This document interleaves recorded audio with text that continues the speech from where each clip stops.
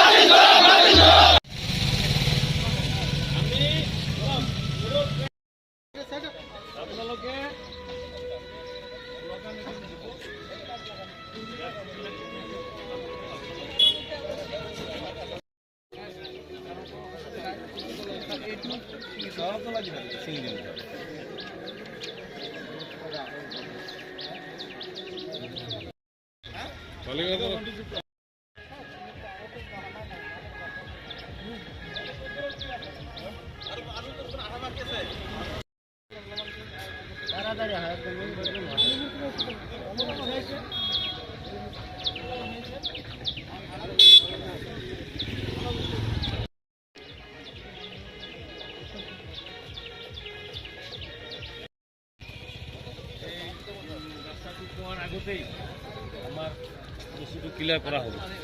হ্যাঁ স্যাৰ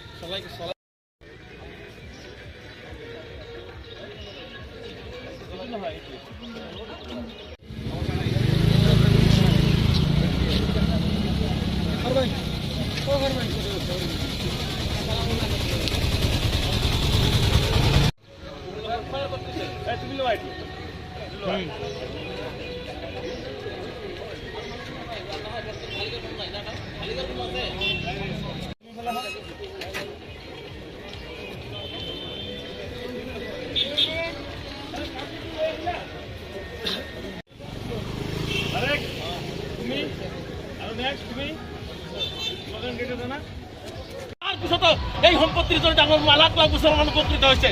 গতিকে আমাৰ সম্পত্তি আমাৰ কামৰ কাটিব, ইয়াত নৰেন্দ্ৰ মোদীয়ে কেনেকৈ হস্তক্ষেপ কৰিব? গতিকে চৰকাৰৰ এই হস্তক্ষেপৰ আমি বিৰোধিতা কৰিছোঁ। গতিকে আমাৰ শান্তিপূৰ্ণ আন্দোলন কৰিবৰ কাৰণে আপোনালোকে যাবলৈ দিয়ক। গতিকে এই দিনৰ বিৰোধিতা হৈছে। আজি যদি আপোনালোকে এনেকুৱা ধৰণৰ বাধা দিয়ে, চৰকাৰৰ যদি বাধা দিয়ে, কাইলৈ কিন্তু বঙাইগাঁৱত সমগ্ৰ ৰাজ্যতে কিন্তু ভয়াৱহ আন্দোলন হ'ব। এই আন্দোলন কিন্তু হিমন্ত বিশ্ব শৰ্মাই